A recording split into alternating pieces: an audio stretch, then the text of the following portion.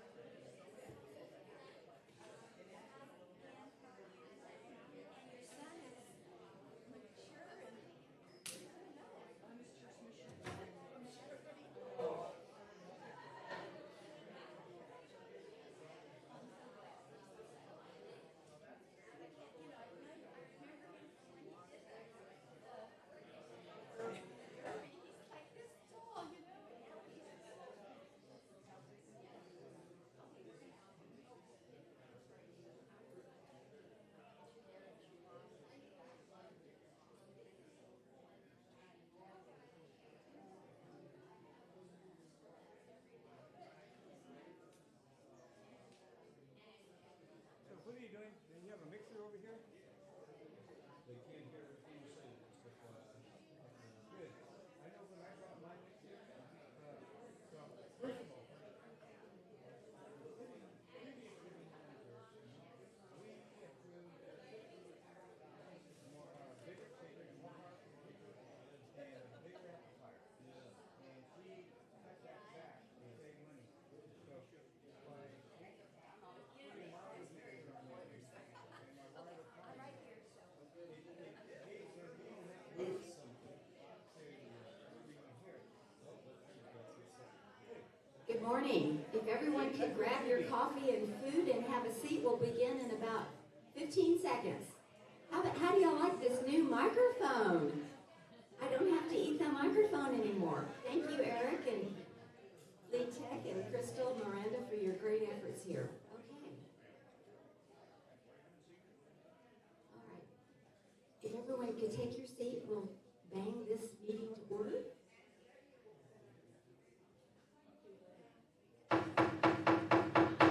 Good morning and welcome to the City of Leon Valley Coffee with the Mayor and City Council.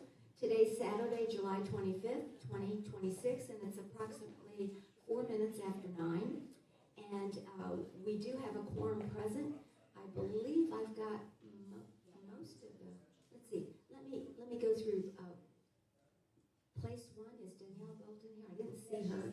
Is she? Oh, good, all right. So yes, stand up and just wave. I want to recognize my council. And okay, there she is. And Councilor Ray Orozco, Councilor Philip Campos, Mayor Pro Tem Beth Mersch, and Betty Heil, precinct place 2. All right, do we have everybody? Fantastic. thank all the staff, Dr. Caldera and everybody that's here to present the budget this morning. So glad you all are here. Leon Valley Council will host this coffee, and we do have some guidelines that I need to read. The meeting shall be called to order, which we've done, and it will be adjourned at the time designated on the agenda. Discussion regarding questions or issues brought up by citizens shall be limited to factual information and existing policies related to the question or issue. Except for deliberation and our decisions regarding whether to place an issue on the agenda for a subsequent meeting, no action may be taken today.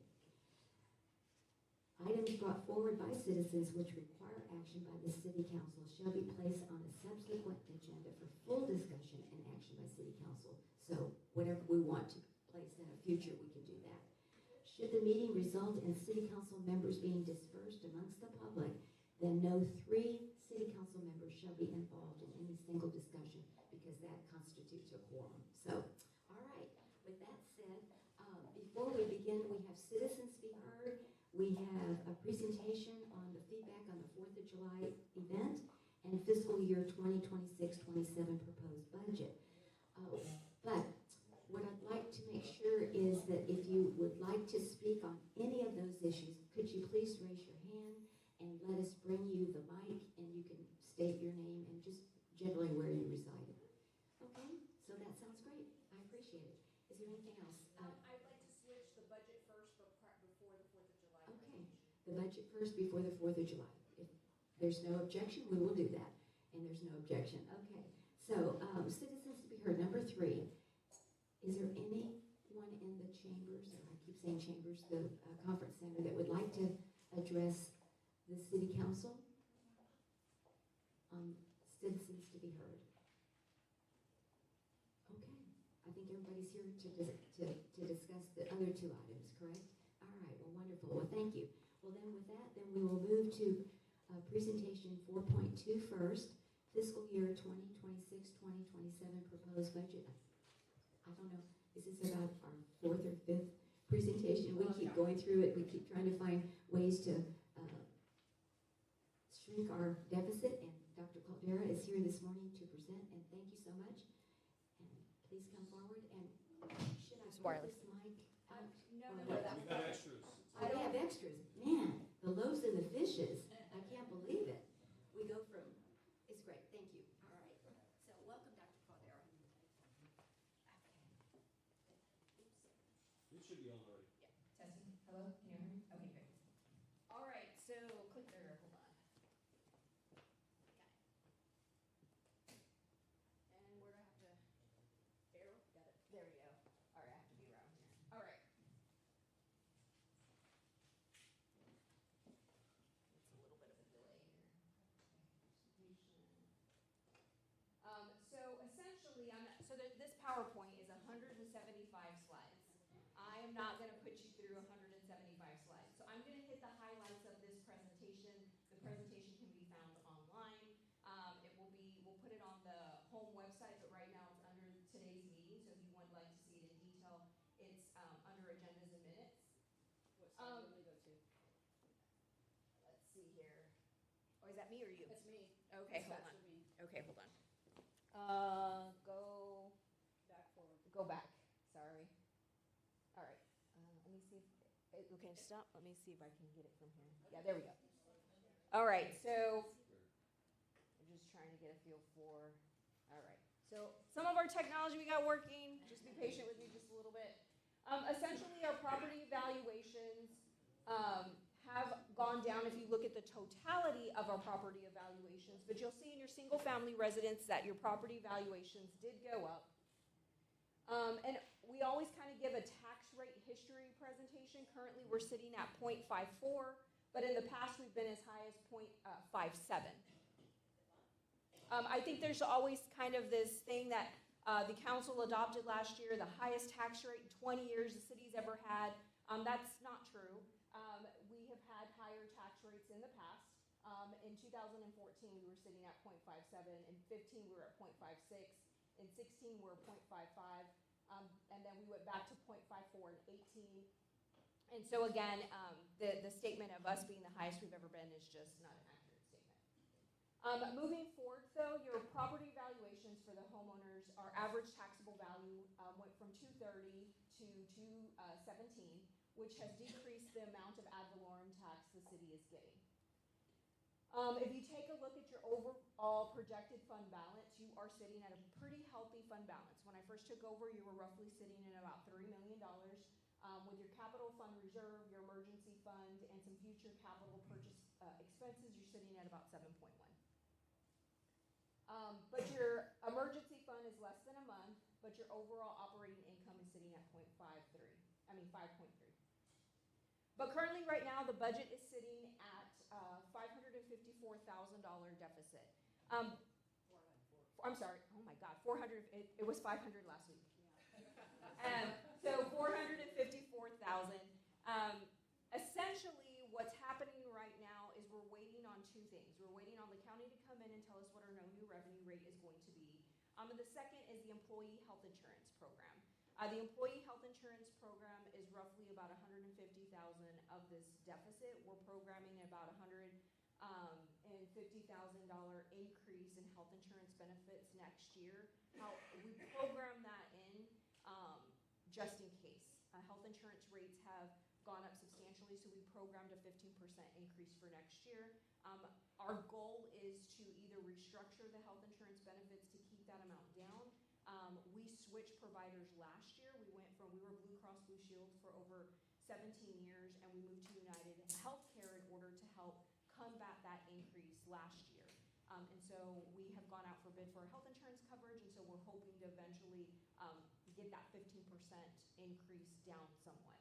And hopefully that will help impact this deficit.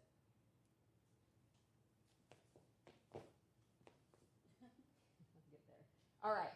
So for those of you that kind of want to know where our tax dollars go as far as revenue, the majority of our revenue here in the city of Leon Valley does come from property tax, followed by the city's sales tax. One of the big things we did is we did some restructuring. The council had directed myself to start looking at moving police patrol officers out of the red light camera fund. For those of you that are new with us and haven't been following along with the red light camera fund, the red light camera fund will end in 2037. We currently pay for several employees out of there as well as other contractual obligations out of the red light camera fund. Those items between now and 2037 will have to be moved over into your general fund unless you're willing to cut police officers. So that becomes the conversation. So what we did this year is we did some restructuring. We moved some money over from your community and conference center fund over into your economic development fund, and we moved 2 police officers back into your general fund, moved your community relations director, 1 patrol officer, and your animal control and code enforcement over into your economic development fund. And so that's what these 2 subsequent slides describe and explain. And then I'm going to move through the next few. Actually, I'm going to hit on this one just a little bit. So everybody asked, where is my money going with the city? The majority of your money is going to your fire department, followed by your police department, then your public works is the big piece of the pie. The other one that always comes out is, how is my money being spent? The majority of your money is in personnel cost.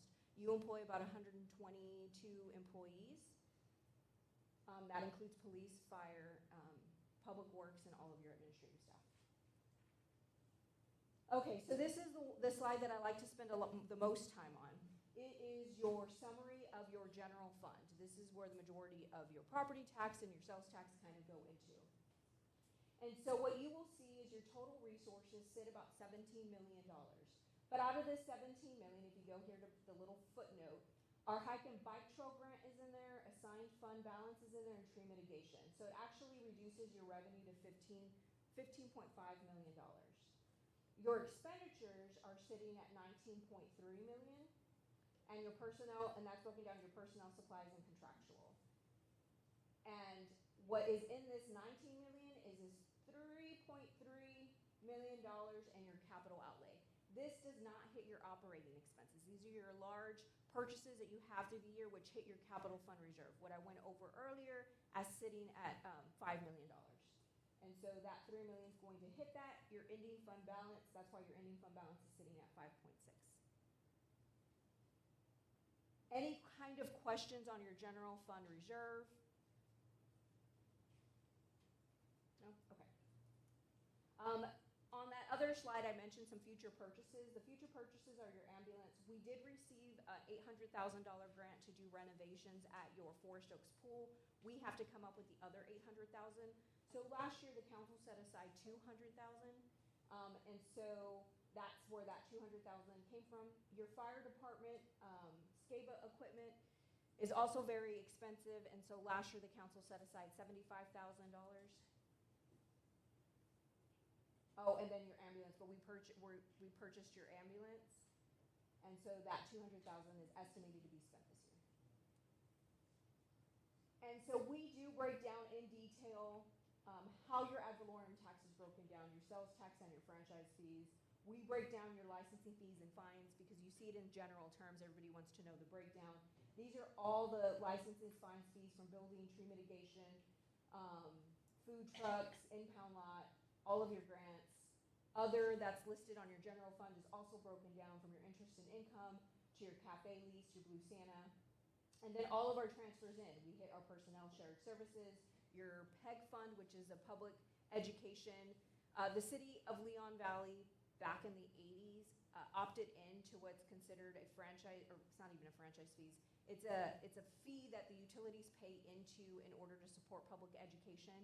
And so first time ever, the city was able to tap into that this year, and y'all have had it for quite some time. And we've been able to do some upgrades to your community, to your council chambers, as well as we're hoping to do some upgrades in this room. And so you won't see the tape and stuff on the floor for future meetings. The general fund revenues and expenditures are broken down into great detail. I'm not going to go through all of the detail in each of the funds, but your municipal court is here. And you can see I broke down your municipal court all the way from postage to we dry clean the judge's robes once a year, how much it costs for jury trials, how much we pay the judge, all of the utility portion that the court pays for. Everything is broken down into detail. And the reason that I'm kind of showing these slides so you know that all the departments are broken down into this detail, because I'm going to go wash through the rest of this pretty quickly. Your finance department is the next department. These are all the details of expenditures and revenue.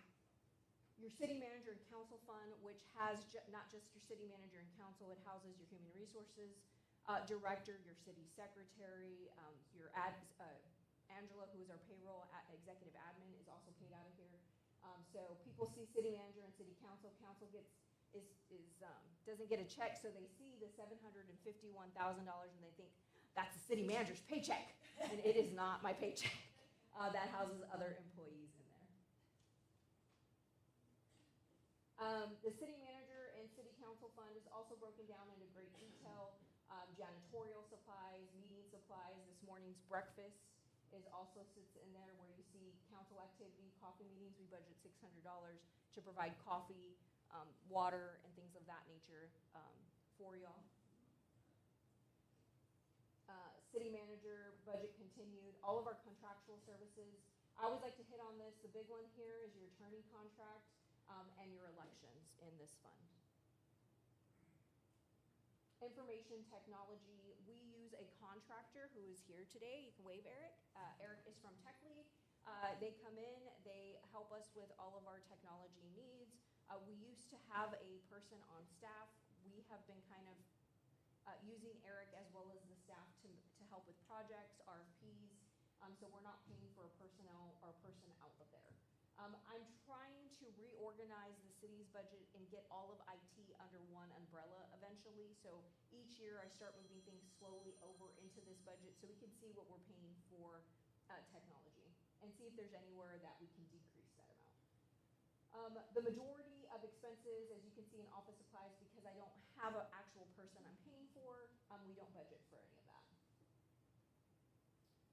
We have broken down our contracts. The biggest purchase out of here is going to be Civic Plus. Let's see if my little light will work. Oh, here we go. And that is your website, but it's not just your website. It is your Archive social, we are required to, anytime we post anything on our city website, it has to be archived through records retention. That's the state law.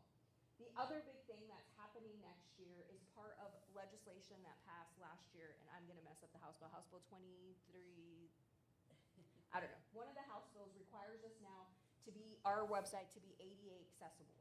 And what that means is every page on our city website must be considered readable, and must be able to hit all of the ADA, which includes blind or hearing impaired. That portion currently right now is in this $13,000, so you'll see a $6,000 increase.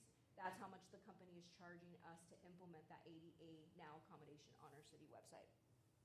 We are, at the beginning of next year, gonna go out for RFPs to see if we can get lower cost. We also last year opted into mass notification system. Part of that mass notification system deals with being able to text y'all. That was a result of the flood that happened in Kerrville. And so it's geo-fenced, so everybody would get a notification that's in the city of Leon Valley. It would ping your phone if we needed to notify anybody in this 3.5 square miles of catastrophe. The police department is one of your larger budgets. This is the overall summary of your police department budget.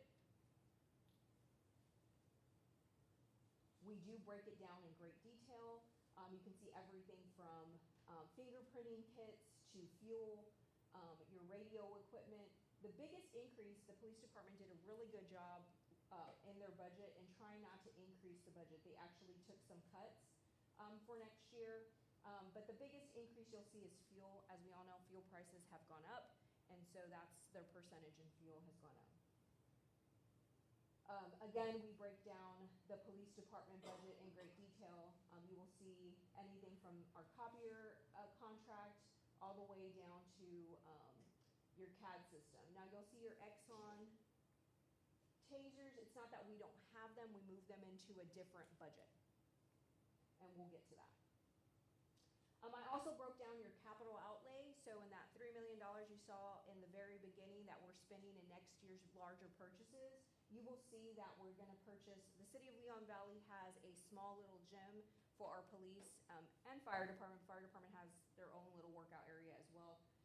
But this has old equipment in there that was purchased in 2015 when we built the new building. And so each year we're purchasing one new item in there. This year we bought one treadmill, next year will be one treadmill, but the majority, if you go in there, we'll see some of that equipment is pretty outdated. The next big thing is we're budgeting for property room plans. The total for the property room plans and engineering is $500,000 that I budgeted, and I'm gonna hear gasps. It is a lot of money. We're looking at 3 options.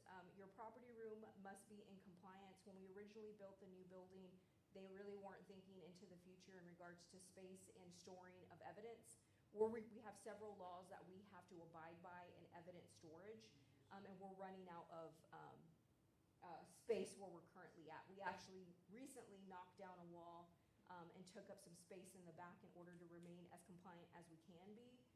But we do have to do something for the future in regards to your property room. So when people say, oh, your reserve fund is too high, the reason that the council has opted to keep it sitting as a little bit higher is we're hoping we would be able to pay for that expansion out of your general fund reserve in the future. So we're not having to go out for a bond and again, increasing your ad valorem tax.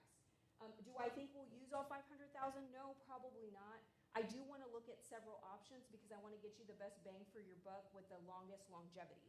So we're looking at 3 options. One is to expand into the left side of the police department parking lot area, moving the gym area that's right there, possibly across the street into a little house that the city of Leon Valley owns, or moving the property room to the little house across the street, or down the street in a lot of land that the city owns. So we're looking at all 3 options. Whatever's the most cost effective for the longest amount of time will be the option I'm hoping the council will choose. The next one is your impound lot. For those of you that don't know, the city of Leon Valley does have an impound lot. And for the most part, this is a self-ran department in the sense that what we receive in auctions and in fees cover the cost to run your impound lot. But it also pays for a detective. Jimmy, for those of you that have been here a long time, Jimmy Wells is the person that runs this. Next is your fire department. Again, we've broken down the fees. What you will see here as, the largest increase here, again, is their EMS billing collections. That is also a wash. You'll see that increase on the revenue side as well. We use what's called Emergicon. Emergicon does our billing for us, and sometimes we have years where they collect more for us, and we have to pay them a percentage of the collections.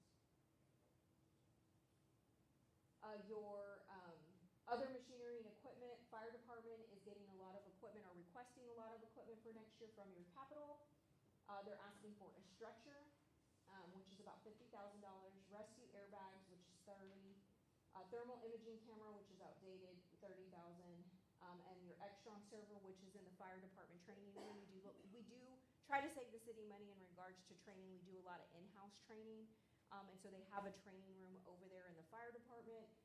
Their AV equipment was installed back in 2014. It bit the dust. It needs to be replaced, and that's about $15,000. Your ambulance with power load system is $250,000. This is the other piece of the $200,000 the council budgeted last year for the ambulance purchase. So when it comes next year, we'll be able to pay off that $400,000 bill. So one of the other reasons you build your reserve fund is you're able to set aside those funds and then have those funds available into your upcoming years.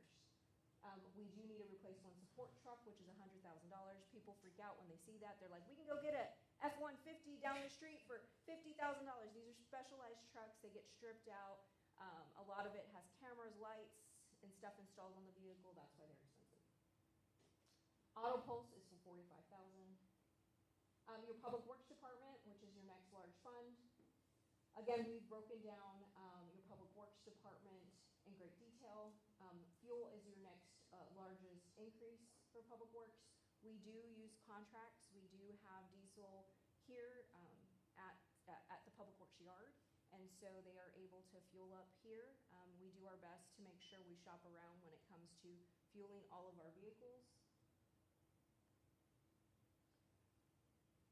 We pretty much didn't increase anything in the Public Works budget. For the most part, David did a really good job of trying our best to keep things as close to status quo as possible. The small increases you're seeing are just kind of the cost of doing business. The big one that we did add here is City Hall AC cleaning.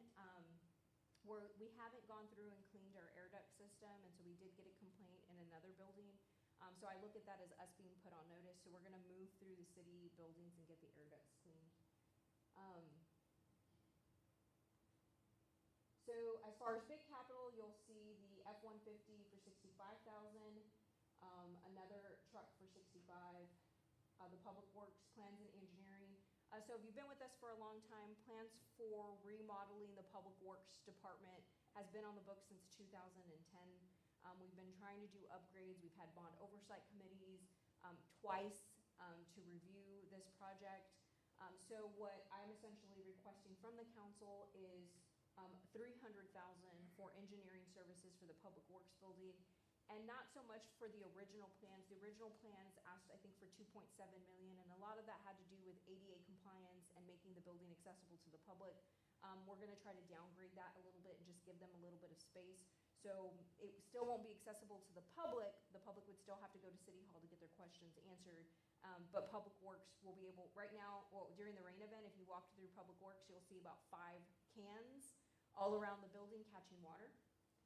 So the guys just kind of have to maneuver through Public Works as the building drips when it rains. And so they do their best with roofing patch jobs. But the building was just built so long ago that it just needs to be renovated. Planning and Zoning Department. But again, I'm trying really hard to make sure any building infrastructure, y'all paid $8 million, you're still paying on that debt for City Hall. The goal is to hopefully try to pay for some of that out of your general fund reserve. I understand that increasing property tax is a hard pill to swallow for many of y'all, so my goal is to try to meet some of those renovations, or at least offset some of those renovation costs with your reserve fund. Your Planning and Zoning Department is next. My while we were standing here. So Michael's here. Raise your hand, Michael. Where are you at? There he is. There's Michael. And then we went over fire department. Chief Naughton, can you raise your hand? We went over police department. Chief Gonzalez, raise your hand. We went over public works. David, raise your hand. There you go. So as we go through, so you can see tie faces to names. And then we went over the city manager council. I'm the city manager, but Sandra, raise your hand. And Lisa was gonna come, but I don't see her here, so Lisa's our human resources director. Next is your economic, let me touch on your planning and zoning. Planning and zoning, you will see, when you see this, if you're at home, you'll see all of these amounts here, building inspection, and you'll see these large numbers, $500,000. What you don't, or what you need to understand is that is also offset by your revenue. So we make the contractors and developers pay these fees. We have to expend those for our contractors, but we make the developers pay them. So you'll also see this same amount that's here on your revenue side under building inspections as well. Yes. Oh, we went over the finance department. Carol, where are you at? Carol's the one that did this. I'm just up here presenting and taking all the credit for all these wonderful slides. So she's really the one that takes all the credit for all this. Court. Oh, there's Tiffany. Yes. Court, raise your hand, Tiffany. Raise your hand, Tiffany. So if you get a ticket, it's Tiffany's fault, no. Yeah, sorry. Thank you, Mary. Appreciate it. Economic development. Where is Sarah? Sarah's your new economic development director. So Sarah, raise your hand. She just started with us. She's hit her 3-month mark, and so we're very happy to have Sarah on our team. Your economic development budget is really helping offset some of your expenses in your general fund. And so we're using a lot of the revenue coming in to pay for some positions for next year. But you can see we've broken down your economic development funds and how they're being spent. What you don't see this year that's different is an economic development project line item. And the big reason for that is we're using that fund to cover for a patrol officer in order to help offset the deficit. But what you will see is that you, hold on, let's see. Oh, no, I didn't put it on here. Where is it at? I was trying to see. It's roughly 500,000 sitting over there. I'll find it somewhere. But it's about 500,000 left in your ending reserve fund. And so your reserve fund, if you were to have an economic development project next year, would come from your reserve fund. We do have some incentive projects. So for those of you that are wondering, what do you do with our economic development money? The city did have an incentive package next to City Hall. If you'll remember, it was an old Pilgrim's Cleaner building that's been sitting vacant for many years.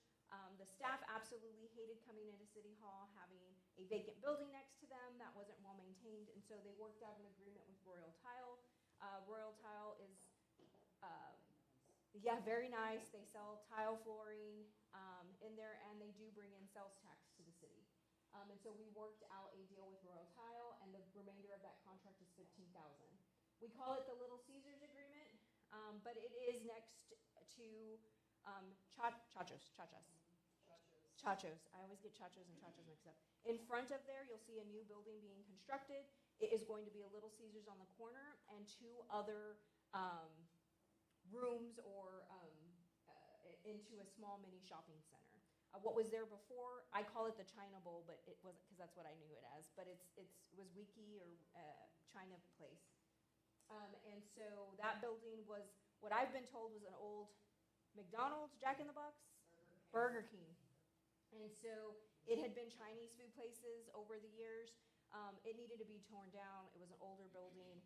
And so we did that, and not only that, but we were able to increase sales tax potential or other business potential because we've turned 1 business space into 3, and one of those will be the Little Caesars. We did put $150,000 over here, which is the other portion of the Public Works engineering and plans for the Public Works building. And then Tyler Technologies, for those of you that don't know, our financial software comes through what we call Encode. And Encode is a Tyler's Technology software system. And the city's been with them since 2004 timeframe. And so now they're forcing kind of all the cities, and we're not the only city that's with them, to go to the cloud. We have a firm server there, and so moving everything to the cloud is about $100,000. We're putting it in this budget, but it's gonna be an 18-month move. But that is sitting here for right now. Your code enforcement and animal control is mostly personnel that sits over here, but we do have some contracts with San Antonio Pets Alive. We typically utilize Paul's Ranch to help us when we have dogs that have been with us for quite some time. We try our best to keep our pets alive, rescued, as much as we can. Our special events budget. Next year, we have $15,000 in there for a small 4th of July event, Christmas tree lighting, and Earthwise Living. So for those of you that are here to discuss 4th of July, that is the next presentation. And so for right now, we have $15,000 sitting in there. There's a lot of questions as part of that 4th of July presentation. So we're happy that we hope that you stay and participate in that survey. Your Parks and Rec, which is another big portion of your budget. The biggest thing that we purchase out of here is all of your parks maintenance, your mulch, your padding, any equipment repairs. Some of our equipment in our park has been there for a really long time, and we do our best to salvage them. For those of you that haven't been to the park lately, you will see a new merry-go-round being installed. We had asked for that merry-go-round at least 3 budget cycles. We finally got it because the other one, they've already told us, once it's done, it's done. It's still there, it's still working, but it's on its last leg. And from what I've been told, it's been there since the late 80s. So. Longer than that. Has it? It was there in the 70s when I was little. It was awesome. The other thing I'd like to know in this kind of budget is your pool maintenance portion. Next year, we're not planning on the pool being open because we think we're going to be under renovations at that time. So the pool contract and pool maintenance really isn't in this budget for next year. The big caveat to that, that's a $100,000 contract. So next year, your operating expenses will at least be $100,000 more because that pool contract isn't in here.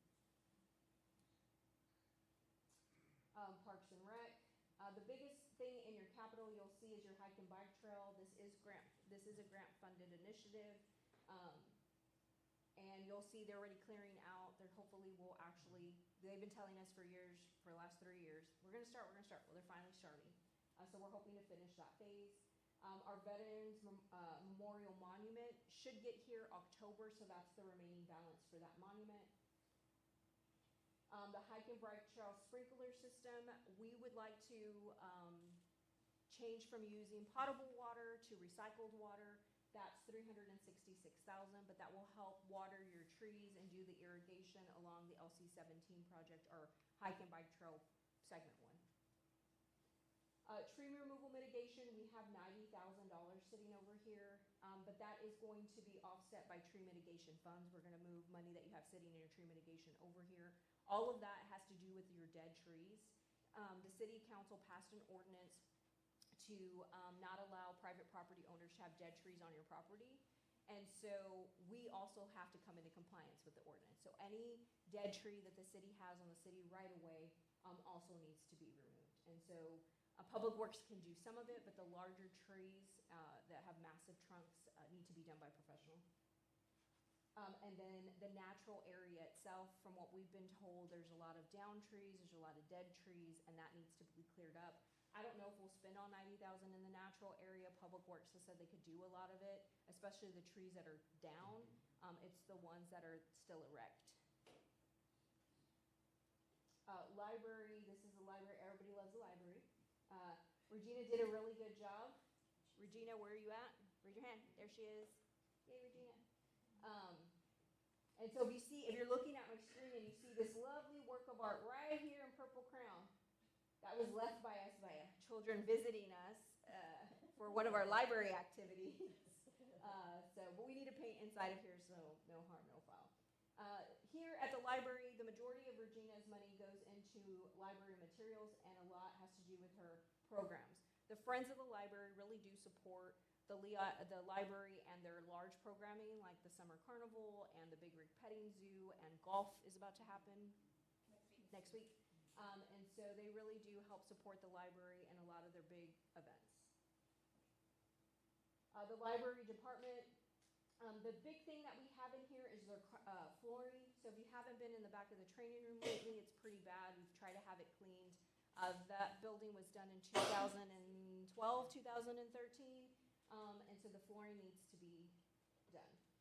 So we do have carpet tiling put in there for about $110,000.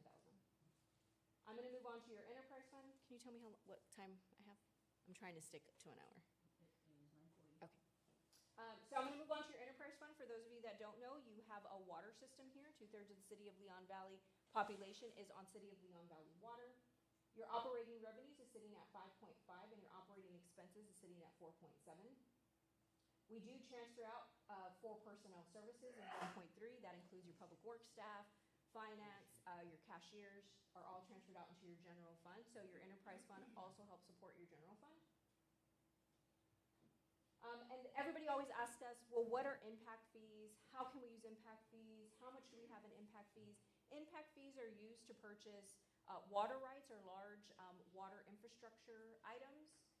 Our citizens do not pay into the impact fees. Impact fees are paid by new development and new developers. And currently, right now, we have $952,000 sitting over there. And when we use that to pay, again, for your water rights, and this goes over the law and why we can't just use that for whatever we want to use it for. And then what's prohibited. And your enterprise fund is broken down into your water and sewer sales. And we do transfer out for personnel services, but the big portion of this is your capital and contractual services. And we do break out your water, sewer, and stormwater. The big one, the reason that we do this is your stormwater funds can only be used for certain things. This is a summary of your overall ending fund balance. It has gone up if you have been watching us. The council has decided to reduce their capital from $500,000 for water and sewer main replacements to $150,000 each. And that has increased your ending fund balance. The other big thing that is notable here is the City of Leon Valley, the council signed a resolution on July 14th to go out to a Texas Development Water Board grant, upwards of $21 million. The council, right before Melinda left, voted on water priorities. We finally have a water plan. We have a sewer plan as well. But your water infrastructure is a very important portion. We want to make sure when you turn on your tap, water comes out. The city hasn't done very much to improve your water infrastructure here, and that was put in the majority of it in the 60s and 70s timeframe, and nothing lives forever, and so it's time for some of that to be replaced. I would hate for us to continue to ignore that, and one day you turn on water and not have water. So the councils have really invested a lot of time, energy, and thought behind those plans. And so we're hoping to offset that by getting a really large grant from the federal government. We're hopeful that we'll at least maybe not get 20 million, but get some money in regards to that. We do break down your water and sewer and stormwater. You'll see that your stormwater ending fund balance is low. The council would like to fix the erosion project that is behind the Huebner Historical Onion House. If you haven't been back there, there is a Grand Canyon, like the mayor likes to say, dealing with a recycled water line that's back there. And the council has also invested a lot of time and energy into looking at different options to cause the least amount of impact to the natural area, but give you the best bang for your buck in regards to that. And so we'll be holding a workshop between the council and the Historical Society with the city engineer to kind of go over those options in the next month or so, right? At some point. In the fall. Yeah, believe me, thank you, I appreciate it. And so we do break down your water, we split it up, and your water expenses and expenditures are laid out here. Okay. We do break this fund down in detail. This is one of the budgets that I continue to work on. I would like this one even more in detail, kind of similar to what we've done to your general fund. I hate to use the term zero-based budgeting, but over the last 5 years, that's essentially what the staff has been doing, is kind of going back, scraping off any excess fat, anything we haven't used, and making sure that the upcoming budget years we're budgeting more accurately So we really do break down and take all of our invoices to make sure all of our expenditures are accounted for. Your water budget, in my feeling, is still a little bit generic in those terms, and so we're going to make an effort over the next couple of years to kind of hone in on your water budget, your water and sewer budget. But we do have a lot of contracts. Your enterprise fund really does help your general fund because we do split a lot of our technology costs in general fund, but because the water fund does utilize those technologies, they're also paid out of here as well, including Tech Lead, including Novo, ShareNet, all of those things are also paid out of here. Again, we have $140,000 in water rights still in here. We were unclear. I don't remember if council decided to reduce that or not, but we do have, but because that comes from your impact fees. It's offset by your impact fees. But we did reduce your expenditures for your water mains to $150,000. Your sewer as well. Your sewer is broken down into your contractual services and professional services. We utilize this budget as well to help offset your general fund in a lot of different ways. And the big one here is we just reduced replacing your water mains by our sewer mains by $150,000. And your stormwater fund, we do utilize this fund to break down for repairs and drainage, your flood control system, all of that is paid out of here. And they also take a portion of your fuel cost as well. We are looking at just the capital for the Keegner Creek erosion control for next year, and we just didn't decrease it there, but we decreased it on the other side to $700,000. So my apologies, we just didn't update that slide. Your red light cameras. Your red light cameras, your ending fund balance is sitting at $500,000. This is what we talk about of what's remaining in your red light cameras when you look at your expenditures. So that expenditure, for the most part, not all of it, but some of it will have to be taken up by your general fund when the contract ends in 2037. The big hit to your ending fund balance in your red light cameras had to do with offset in covering the cost for last year. We did take a chunk because we didn't receive enough in red light camera revenue last year to cover what we budgeted last year, and so we did take a chunk of that last year. This year we're tracking pretty well in your red light cameras, so it just kind of ebbs and flows over there. But we do have personnel still budgeted over there. And we do use the red light camera funds to offset stuff in your general fund to include your city attorney contract. Your audit is also, a portion of your audit is also paid out of here. We pay your ammunition that we outline with the police officers. We pay a portion out of here as well. So this fund really does help your police department budget.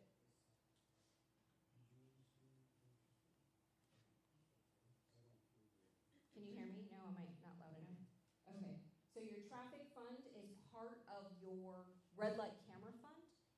Your red light camera fund is broken down into two tiers based on the statute. The statute breaks it down into two tiers. The reason you see no personnel over here is those two personnel went into your general fund. This was our effort to start removing personnel from your red light camera fund over into your general fund to be prepared in 2037. And then you'll see the cost here. Fuel is also paid out of here. We really try hard. If everything were to be in the general fund for fuel, you'll see that $10,000 here, $15,000 in another fund, as well as $65,000 in your general fund. So fuel does cost a lot. Your police cars are running 24/7, 365 days a year. They have to be ready to go, so they are up and running. The big purchase out of here is one vehicle. We'll move on to your crime control district. Your revenue is sitting at $456,000. Your expenditure is $444,000. We really try to utilize all of the other funds to help offset the cost to your general fund. And here you will see the biggest chunk taken out of here is in your capital outlay. And we do break down here, you pay your tasers out of here, part of your CAD system out of here, radio time out of here. So again, all of those items, if you didn't have your crime control prevention district tax, you would have to pay for that out of your general fund. This one will be coming up next year for y'all to re-elect. And so, again, just please understand when you're going to the ballot in 2028 that you vote for your crime control, because you can see how much, huh? You pay three, how many personnel do I pay out of here, Karen? Two. Two personnel is paid out of here. We are asking for one detective vehicle, and then SWAT camera seems to be a touchy subject. We did get the first year covered by grant. This is year 2. Year 2 is in your capital budget for $50,000 in your crime control. So somebody will say, why can't we use the $50,000 to pay for 4th of July? It's sitting in a separate fund. That fund can only be used for crime control prevention items. Your property room plans, here's the other $100,000. Your community center fund is operating revenues is $100,000 and expenditures is $100,000. The big thing that we pay over here is mostly your maintenance, cleaning. We try to do 2 big cleans, which is the windows, really kind of getting the floors waxed and done. We hold a lot of events, including weddings, baby showers, quinceañeras in both of these buildings. And so they do get used quite a lot.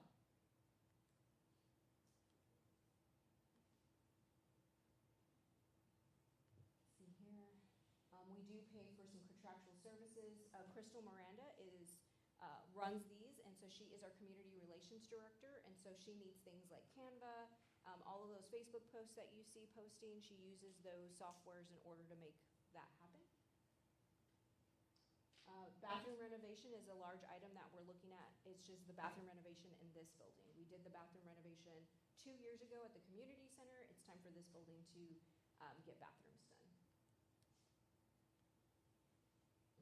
Your street maintenance tax is another fund that you will see come up here in the near future for you to vote on. This covers your mill and overlay on your streets. It cannot cover new construction of the streets. One of the big things that you will see upcoming in the next 3 months is we are trying to merge your street maintenance plan with your water and sewer plan. So then that way when we replace your water and sewer, we can then help do your streets. And so we have done quite a few mill and overlay projects this year, but next year we're hoping the council will adopt a plan so they kind of go hand in hand.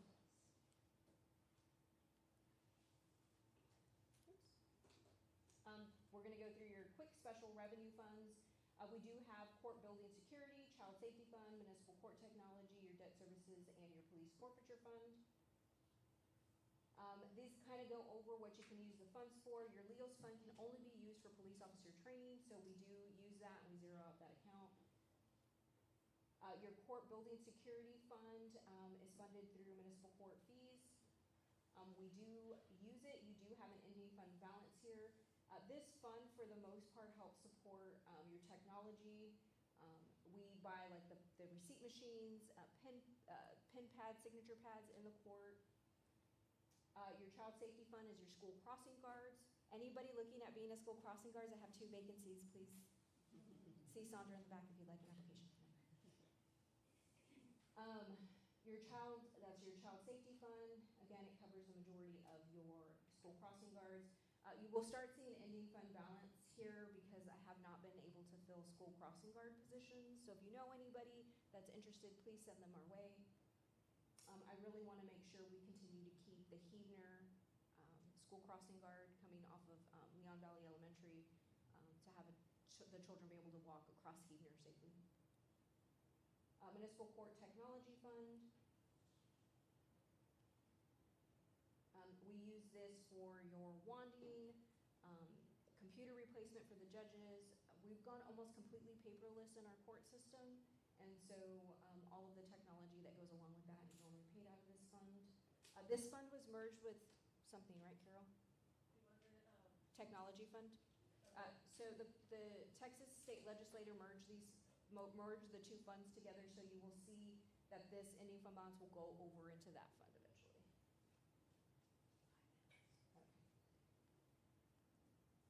Your debt service fund, it is your refunding bond, which was your municipal building, your fire truck, your certificate of obligation was your water tower. This is your debt service. This is what you're currently paying. Lastly is your police forfeiture fund. Your police forfeiture fund is done when RDA's capture somebody and they have had a nice house or airplanes or a lot of cash, we get a portion of that, we split that with the state. We can only use those funds for police-related items. And so we do use those funds to offset for personnel costs is the majority of that, but we do pay a little bit of our contractual. I do have one capital in there, which is a police vehicle. And then just to kind of highlight your personnel, we did do a salary scale of 2%. Our longevity is paid, and we normally pay that in November, depending on how long you've been here. You do get $4 a month for every month of service, and then it continues to go up. We're required by state law to pay for police and fire longevity. The city council has been so gracious for as long as I have been here to pay longevity to all the staff, not just police and fire. Your medical insurance is budgeted in here, as I said, at 15%. We're hoping to negotiate that down. Your retirement fee, or your retirement percentage did go down this year. It was sitting at 20. It came down to 19.49. These are all the salary allocations. I know it's really hard to read, but if you're at home looking at this PowerPoint, you will see how each of the staff is split up by percentage by the fund. So you can see that your general fund isn't taking on 100% of that, of your staff salary.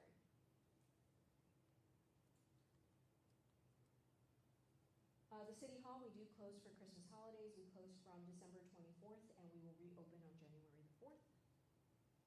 And we will have a public hearing on the 25th, but we will also be discussing the budget on the 4th. So if you would like to hear more about the budget in great detail, if you'd love to sit through this lovely, not boring presentation, you can relive it on August the 4th. Tax rate public hearing, we're hoping will be September the 8th.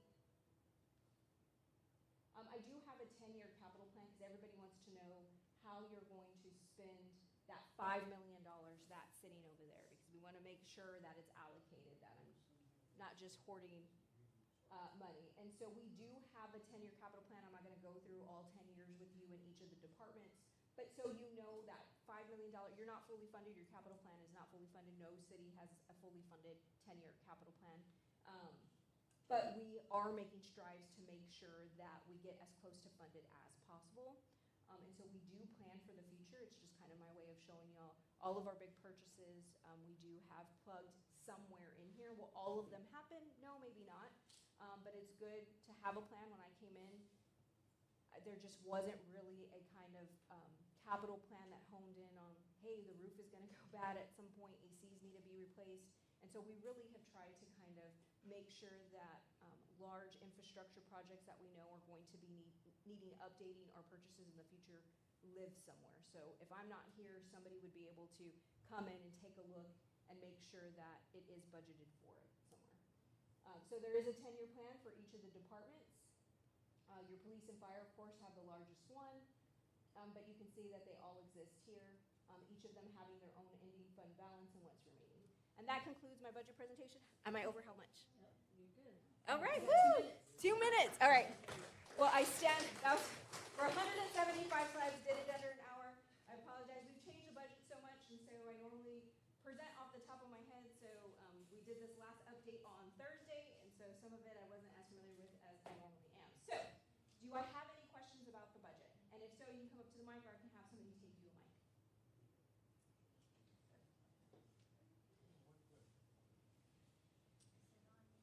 One question about economic development. Since that is a separate tax for economic development only, well, I support the police department. I don't think that fund should be used to pay police salaries.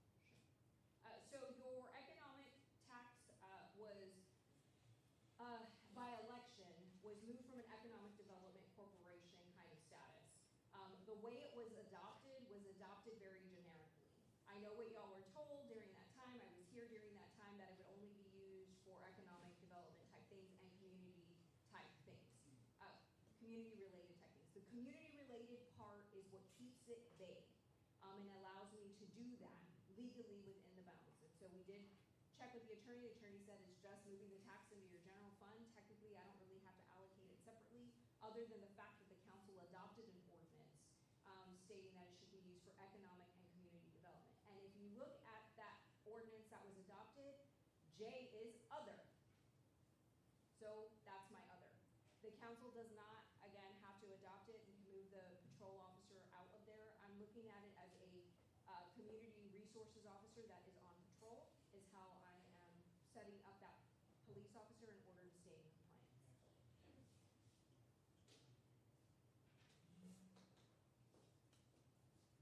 Good afternoon, Dr. Crystal.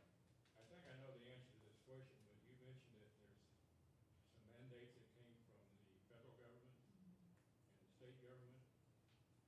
Are there any funds for city operation continuing, coming from either of those entities? No. Or we just lose out? We just lose out. So they're called unfunded state or federal mandates. The big one that hurt y'all this year is House Bill 9, increased property exemption statuses for people that have personal businesses in your home. That accounts for $143,000 loss on your ad valorem side just by itself. So those new, I think there's 4 new exemptions in House Bill 9, allows you to exempt up to $125,000 for at-home, basically at-home businesses. And there's different, of the 4 exemptions, there's different ways to do them essentially. I'm not a tax person, don't plan on doing it, other than I know it in generic terms. And the generic terms is those exemptions have caused the ad valorem tax to decrease substantially this year. So trying to remember back to the beginning of the presentation, we're $400 and some thousand, and this exemption is like a quarter of it. That is correct. And so my, again, hypothesis or my theory is going to be that your no new revenue rate is probably going to go close to 3 cents. And so it will be up to the council to either adopt the no new revenue rate or not. And if they don't, then the $454,000 would have to come in some form or fashion, whether it is reduction in contractual professional services or reduction in staff. Y'all did add 3 firefighters last year, and so it may be that the council decides that they don't want to go up to the no new revenue rate or increase their ad valorem tax, that they may have to go back to the original amount of firefighters or other additional staff. The other thing that the council can consider, and I've said this before, is you can cut public works, but then you're only mowing 4 times a year. Or you can cut other staffing. You just have to know that that staffing reduction will reduce your services or what y'all are used to having. Okay, the other item is that you said that the IT, our website has to be ADA compliant, and the cost of that is now what? An extra $6,000 a year.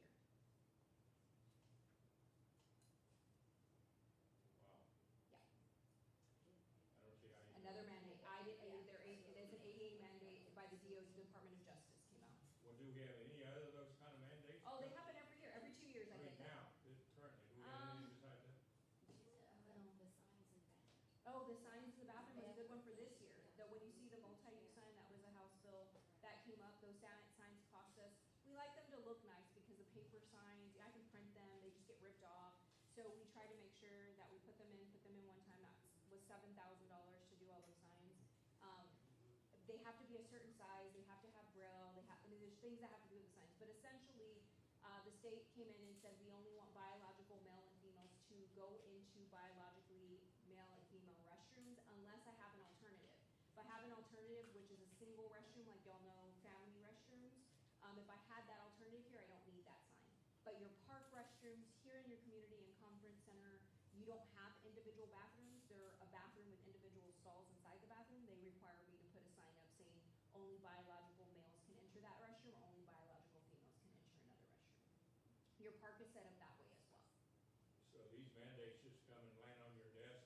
Yes, sir. I keep track. Last year I kept, or not last year, I kept track of over 4,000 potential House bills that were coming through the system. We got hit with 300 of them. Not all of them have money tied to them. Some of them are training. Some of them are just regulations or updates to ordinances.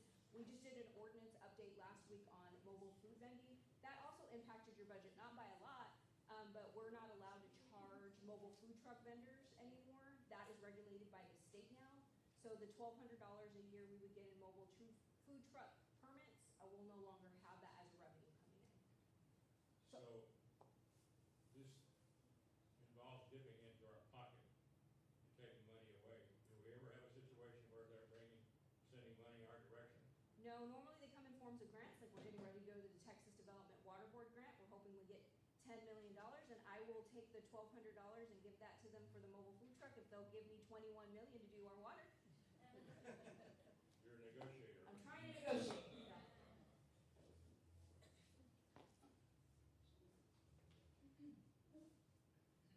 Sorry, we set the mic, Crystal, and my height. My height. I have a suggestion for the 450,000 deficit. It's my understanding that we cannot keep 43 employees at the police department. It's just not possible. We always have at least 2 vacancies in the police department on average, and a lot more sometimes.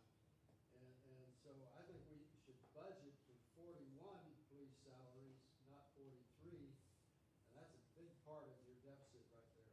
So something to think about. Okay. This year we've been averaging about 1. But yes, there's been years we've averaged 4 vacancies. That also had to do with salary and benefits that the council has since rectified. Hi. There's a section of, Back up. Not just a as- minute. Okay, go ahead. Go ahead. There you go. There. Now. There's a section of Eden Road between Bandera and Everest. And there seems to be a lot of apartments going up there. Do we have any idea how many apartments go? So Bandera and, Heber and Evers, that location on the right-hand side aren't apartments, those are homes. They're single-family homes. If you're talking about the apartments on Eckerd and Bandera, those live in the city of San Antonio, not in the city of Leon Valley. So those apartments, I don't know how many are gonna go in there. I've been assured that they're not affordable housing. They're just regular apartments, but those are regulated by the city of San Antonio. So if you're talking about the Eckerd, Bandera behind, what's at that corner, like the old Milano, I know everything by the old stuff, right? Old Milano's Cafe, I don't know what's in there now. That corner, Mexican food, so back there, there's new apartments going up there, those are the city of San Antonio apartments. But if you're talking about Heber and Bandera, those to the left-hand side, between Heber and Bandera and Evers, on Heber, those are homes. They're singles, they are squished together, they are very small, the footprint is no really yard in the front, no yard in the back, so they could give the appearance of looking like apartments, but they're not apartments, they're single-family homes. I still don't know how many. It's gonna be 100, a total is gonna be 162 homes. Units. Homes. Okay. Homes. And out of that 162, there will be somewhere between 1 and 2 automobiles dumping traffic onto Eden Road in that one little section. Yes, Yeah. yep, absolutely. The council knows this has been a point of contention for myself. 150. 160 roughly, yes. You presented a lot of information this morning, and a lot of detailed information, which is really fantastic. But my memory isn't as good as it was many years ago, and I was wondering, will this be on the webpage for the city? Yes, sir. So beginning, first thing on Monday, this will start going on our homepage as our proposed budget. We're required under truth and taxation to have it on our homepage, so it will go up beginning Monday. I wanted to present to y'all. I usually like to have the no new revenue rate, but we're getting it later and later, so I'm gonna go ahead and put this up on the homepage. It also will live in the finance department on the webpage if you'd like to see the various renditions of our budget. We'll put them up there. We'll put draft Thank you very 1 and much. 4. You welcome. Can we get a hard copy of it? Yes, if you would like a hard copy of it, if you can just leave your name and number with Sandra, we can either mail it to you, you can come by City Hall and pick it up. Okay, thank you. You welcome.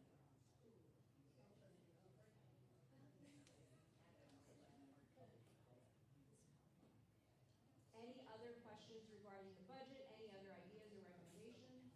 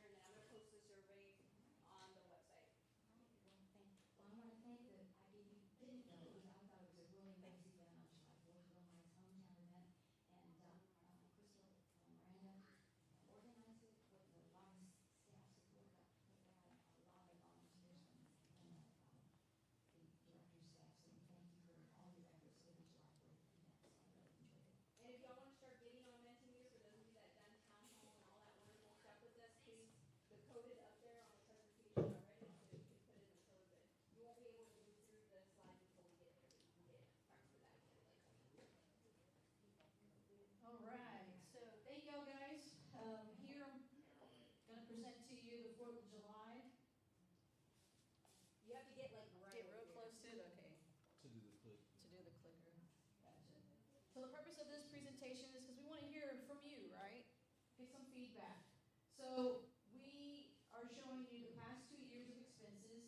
In 2024, you had, of course, with sponsorship, a fiscal impact of $141,140.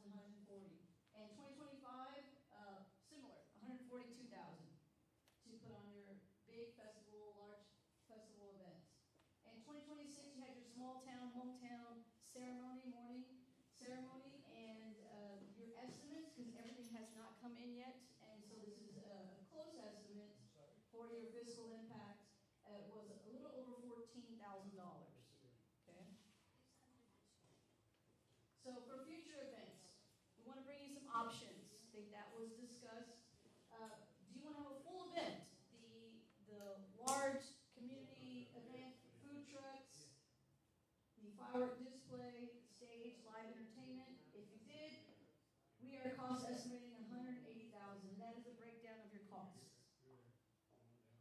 Option number 2, fireworks only, no food trucks, no vendors, no band, no stage, just fireworks at night. Cost estimate of $66,000. And that is the breakdown for the 66K. Option 3, another hometown event like we had this year. Morning ceremony, cost estimate $15,000. Here is your mentee. Okay, so your mentee leader, did you attend the Leon Valley's 2026 4th of July celebration? So that $180,000 or $140,000 if we're able to obtain the same amount of sponsorships, that's 2 pennies, right? So that's 2 pennies in your tax. If this is an event that you want to continue to have, you could pay for this event out of your reserve fund, but you couldn't continue to do it every year. If you did it every year, eventually you would deplete your reserve fund paying for a 4th of July event. Okay, here's some time. Yeah, I'm gonna give you all a little bit of time to log in. If you need help logging into Mentimeter, raise your hand. City staff will come by and try to help you. If you have some issues, man, I lost half my room. Where did they go? They don't really care about the 4th. They just care about the budget. Those figures? Yes. They're not included donations, Though that was with the sponsorships is 140. Without sponsorships, it runs about 180. We always try to support all of our events with sponsorships. I just can't rely that we're going to get every penny every year. So we budget for the full event, and Crystal Miranda does an excellent job to get businesses to donate, to do all of those things. And so we've been able to reduce that cost about $40,000 every year based on her trying to get sponsorship. So it's running us about 140. But we budget 180 just in case because we have contractual obligations when you put on an event. I have to pay for the stage, I have to pay for the entertainment. So we budget for the full amount. So I got a question about the payment. Sure. Because I learned that, Oh, sorry. Go ahead, move to The the next Lotus slide. Community Band performs for free with Lotus July 4th. And so I don't know how much we're paying for a band, but I'm kind of like, well, why can't we use a community band? So just a thought. Yeah, well, it just depends on what kind of music you want for the event. We were instructed by the previous council, they wanted spasmatics. They wanted a hip hop kind of, moving, grooving kind of band, not a jazz or something they wanted something a little bit more, And this year's morning ceremony, we did, right? We had local organizations, performances, and we did give them some funds, but nothing right. like Spasmatics funds. So I think the John Jay kids, they did really well, got lots, they were $300. The Leon, right, 300? Right, the Valley Political, they were all local. The next one is, have you ever attended a Leon Valley 4th of July celebration in previous years? And you can use the QR code if you're still not able to kind of get on there. And it's every year, several times, never. Okay, go ahead and move on. I'm going to go quickly so we can get through some of this. What is your favorite part of the 4th of July celebration? Is it the fireworks, the live music, food trucks, or family activities?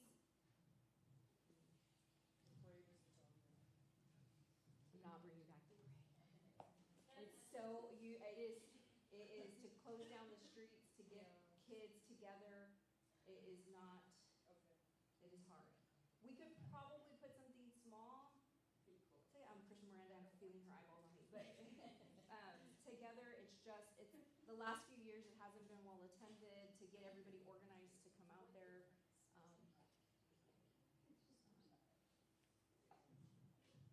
Okay, I'm gonna go ahead and move on to the next one. Which type of 4th of July celebration would you prefer? The 180, the 66,000, or the 15,000, or no preference?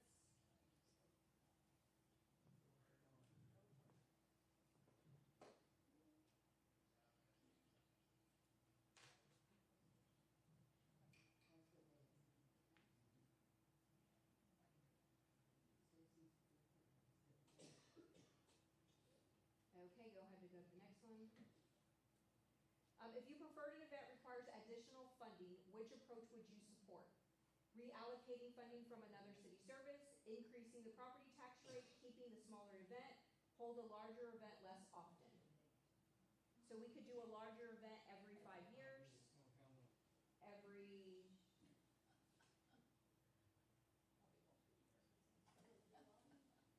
And then the idea of coming up and of renting the park essentially to like a special events person and they handle it hasn't been really an option. There isn't anybody, they still require all of our police, fire department support. And so the cost of going out for an RFP to host a special event, last time we went out for it was way more than the $180,000 that we were spending. Okay, go ahead and go on to the next slide. If your funding for a larger event is not available, which, I guess I double did that one, sorry. Which option do you prefer? Continue with the hometown celebration every year, fireworks only each year, hold a large celebration every 5 years, or discontinue the city-sponsored celebration altogether?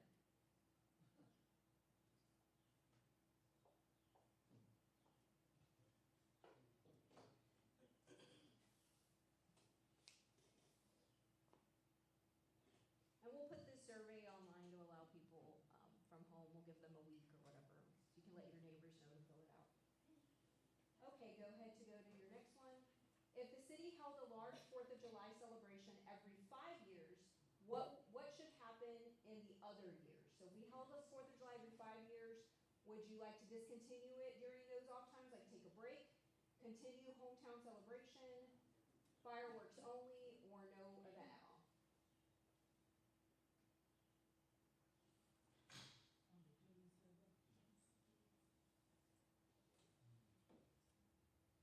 Okay, you can go to the next one. Considering all city services, where should the 4th of July celebration rank as a budget priority? High, medium, low, or not a priority?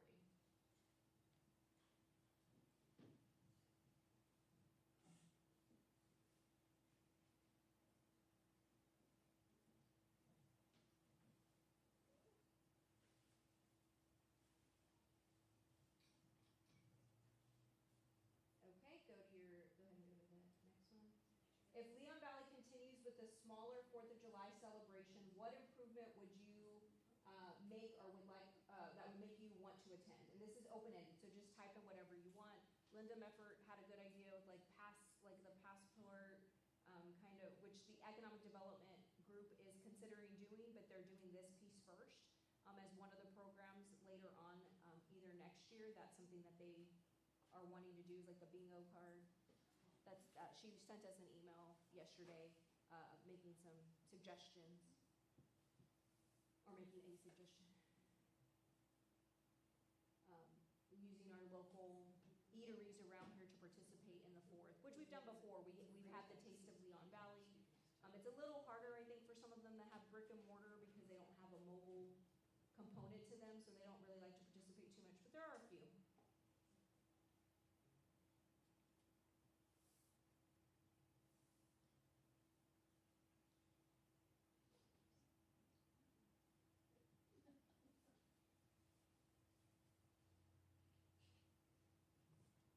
Give you a little bit more time on this one because y'all are required to type.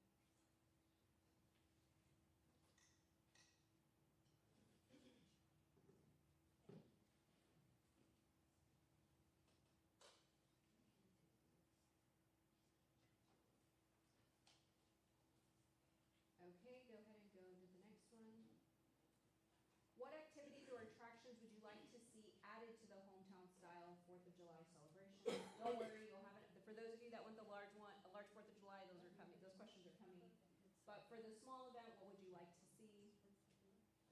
Again, open-ended question, just kind of type it in.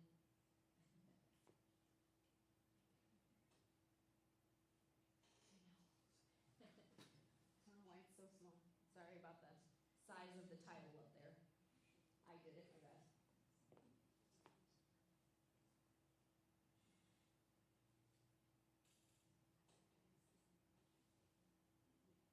I know people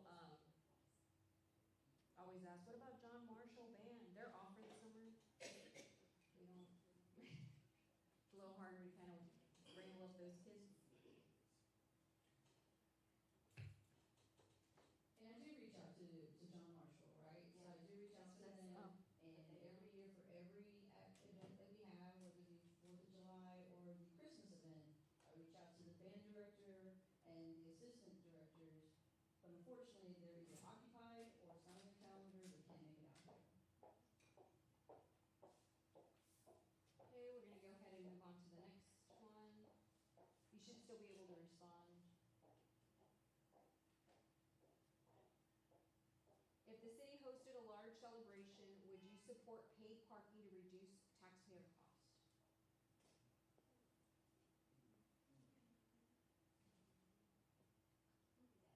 I would charge here, I would charge at the park, any public facility, so, we get a lot of parking here.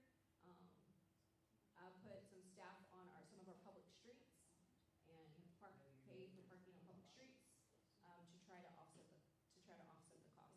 Like temporary meter reading for the day. If I could get temporary meters for the day, I would. Go ahead, Pam. Just, even because most people are parking along the streets in front of people's houses, those would be charged too. Well, I would try my best. I was trying really hard to do the big parking lot that's here, Raymond Rinkus across the street by the pool. But some of the main ones, my cherry leaf people, my peach tree people, get a little frustrated with the parking that's on their street. We normally don't have parking attendants. We don't put anybody over there. But I was looking at, maybe we could have some staff for a portion of the day, just stand there and charge, $5, $10, whatever that is, to park in the street. If I could get temporary meters for the day, if that was a thing, I would certainly do that and put them in front of everybody's house and charge that way. So that one needs to be worked out. Okay, go ahead. Sorry. Oh. And then you would have to pay the people to be the parking. Yeah, so what y'all don't know, for those of you that aren't here, we do pay our police and fire because they're hourly staff. But the majority of your staff that is here running that event are your exempt staff that you see here today. They don't get paid extra. They don't get double time. They miss that day with their family they have for the last 20 years. They were here even for your small hometown event. We staffed it with exempt staffing in order to make sure we kept that overtime dollar down for y'all. And so they donate their time to be here, or they're voluntold to be here by me, but they're here, and they do it with, I wouldn't say no complaining, but with little complaining. Wait, what? I'm not. Okay, go on to the next one. Oh, if the city hosted a larger celebration, would you support gating the entire park and charging an entry fee to reduce the cost to taxpayers? So we would gate the park. That was one of the ideas that came out last Tuesday. We had the Alonzo family there, and that was one of their kind of thoughts, was to charge an entry fee. What people don't know is I can't just charge an entry fee without gating the park because we're so open. So we would have to gate the entire park and charge an entry fee that way. Because that costs extra money for the gate. It does. It does. So let the gate sit. I don't know if depending on how much you charge. So go to the next slide. What would you consider a reasonable fee? $1, $5, $10, or it should be free? And so then that comes back to like having us going out and having somebody come in and manage it. People that want to come in and manage your event, where they're going to make you money for this event, that's what they're doing. So if you look at any San Antonio event, including Fiesta event, even if you haven't been to Linda Meffert's coffee event, they still charge to get into that event. It's $25. It's not free to go into those events. If you're charging for a free event, those special event coordinators don't want to do those types of events because they're not going to make any money off of that event. Because we can't control outside food or drinks for the vendors to either. So that goes on to the next. So this would be per person? Correct. So what would you, $1, $5, $10, or should it be free? And that was also came out of the Alonso family. That was also one of their recommendations. Yes, ma'am, in the back. I think also it'd be nice to be able to show the sign that says, entry fee or parking fee, and underneath you can put, thank you. And when you have the signs and have the fee, you can add perhaps the reason all costs or fees go to support our firefighter or police officers. And then this way people will feel like, oh, I think they'll be more acceptable and gladly pay, it's not double pay. They have Well, it's not going to them. It's just going to pay for them to be there. Offset, Yes, exactly, the to pay for offset. them to be at the event itself. Exactly. Yeah, and not just regular overtime, it's double time. It's double time that day. Say 5 or under 3 Yeah. agencies. No. What? Yes. That one was old. Yes, okay, go on to the next slide. I'm sorry that I did this slide, so please don't, on my computer, the letters looked really big. If the city hosted a larger celebration, would you support no outside food or drink so the city can charge a higher vendor pricing? Again, this would go back to gating the park though. We would have to gate the park in order to be able to control that.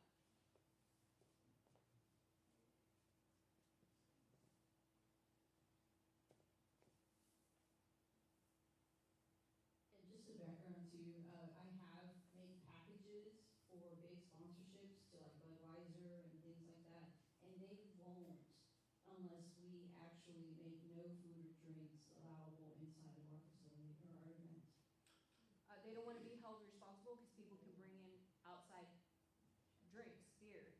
So they don't want to sponsor the event and they're using their TABC license to sell. And if you're allowing outside food and drinks, including alcohol, right, we're not regulating that, they don't want to take on that liability. So every liquor vendor we've had has been either a brewery or somebody that's just trying to get their name out there, have been the ones willing to sponsor or have a booth at our event. Go to the next slide. What time of day do you prefer the event? Morning, afternoon, evening, or no preference?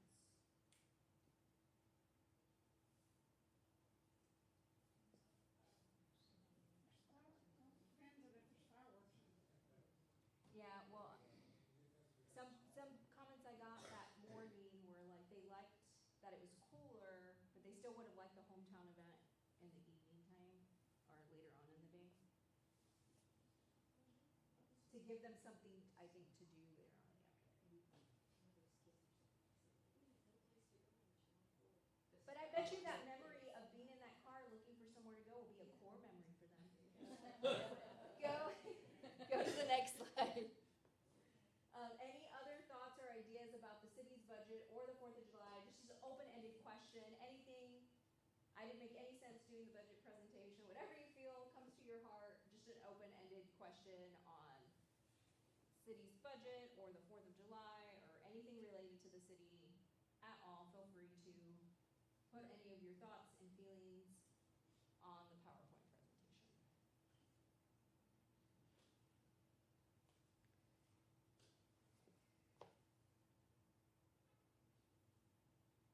And that is the last question, but feel free to continue typing.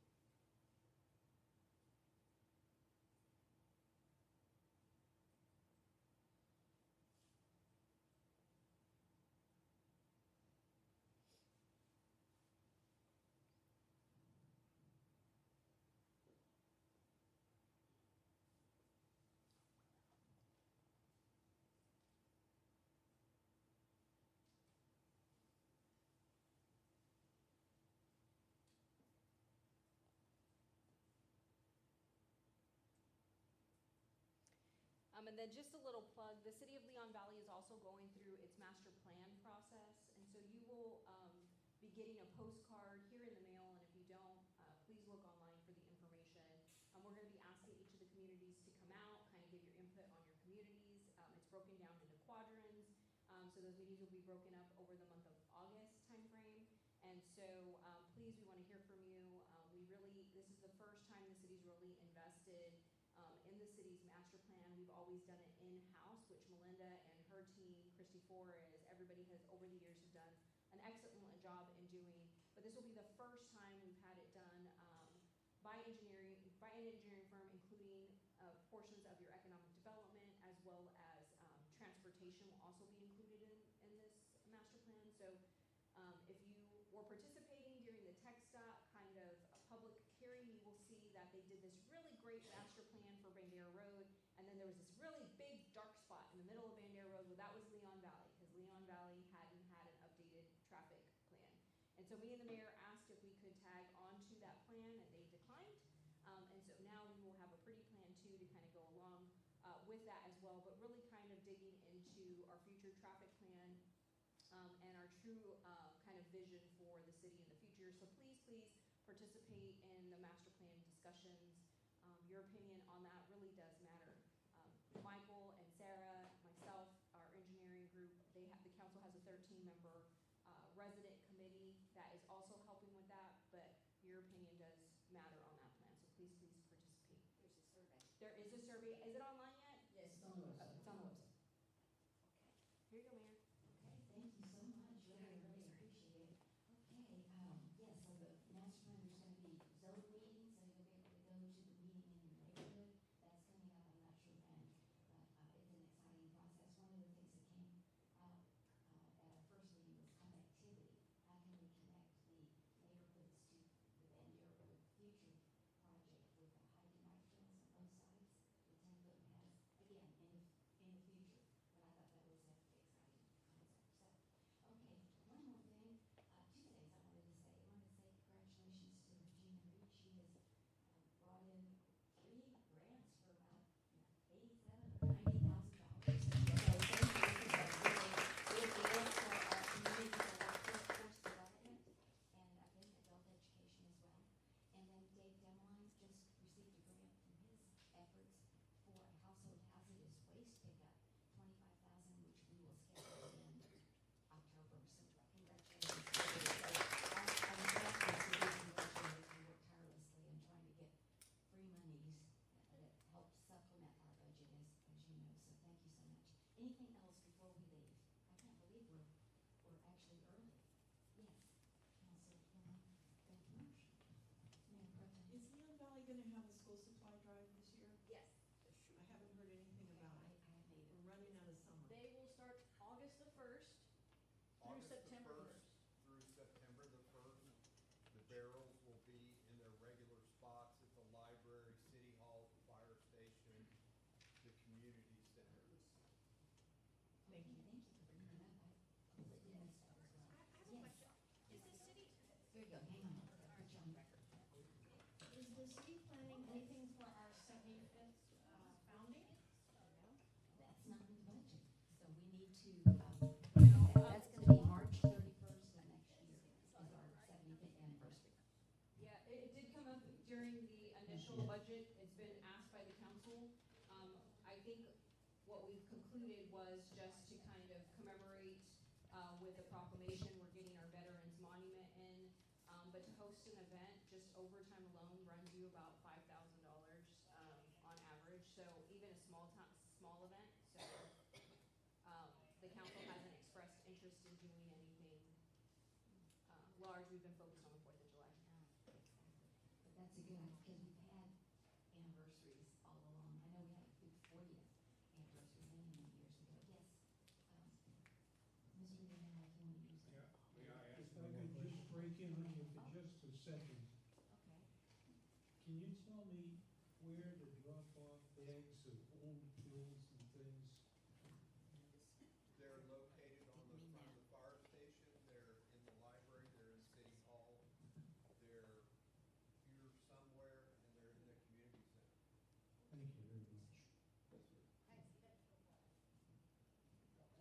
for pills, any unused medication, we have different locations. Email them. I have a question about the status of the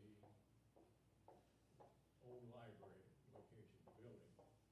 Because I remember there was discussion in the November, December timeframe of '25, and there was going to be some kind of action taken by January, February. What are we doing there? So I'm ignoring it for right now. And You're the reason, ignoring it. I say that, you know, facetiously, there you go, I can't speak this morning.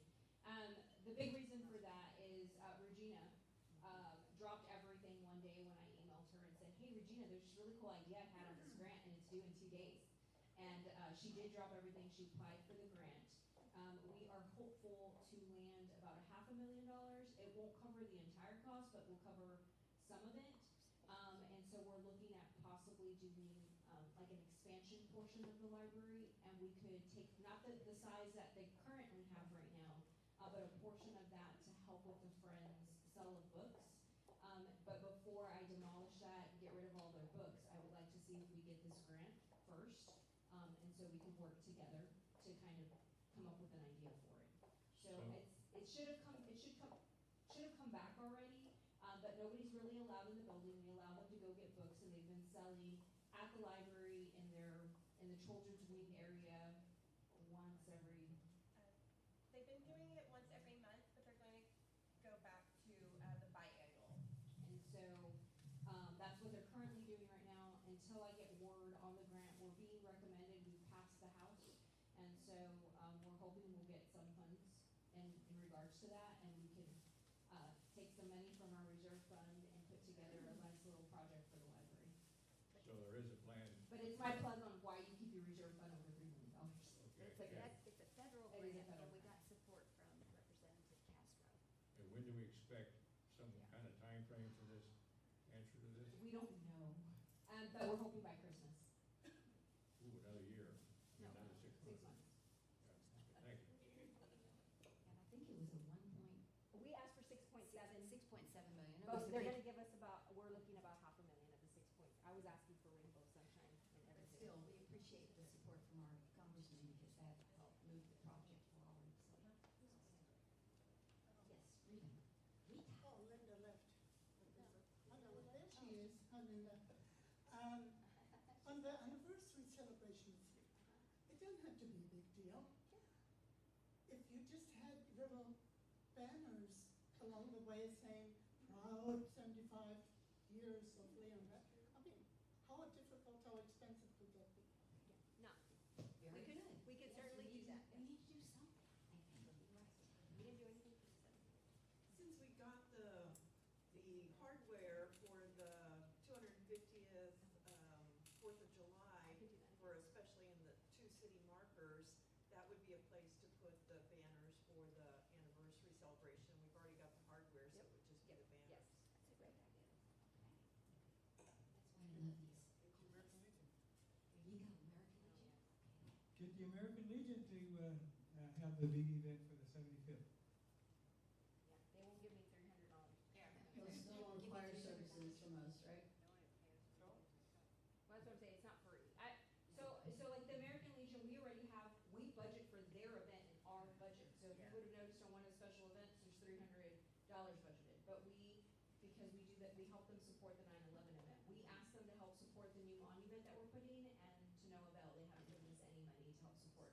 So they haven't really been open so during the Flag Day ceremony, we told them they had to do it during the week so I wouldn't pay for overtime, because we were paying for overtime, putting out doing their whole event for them, and they were just kind of showing up for the event. And so we told them that they would have to do it during operating hours. It rained out their event, but they haven't really been supportive on the monetary side of things, and so. But they were here for our 4th of July. They participated in our event, and so we're grateful for that. I'm grateful for their service. Yvonne, did you have something? Oh, I was just gonna say maybe the Right there. Historical We've got it. Society We've could got it. help out in that regard. I mean, that's, The Historical Historical Society, Society, is that what you maybe said? they could Yeah. do something, they have funds, Right. right? So then that,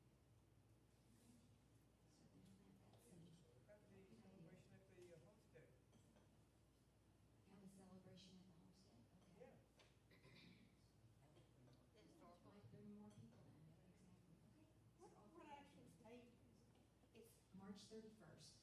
1952 is when they went up to Austin to incorporate our city. So I was thinking we could get the high school involved.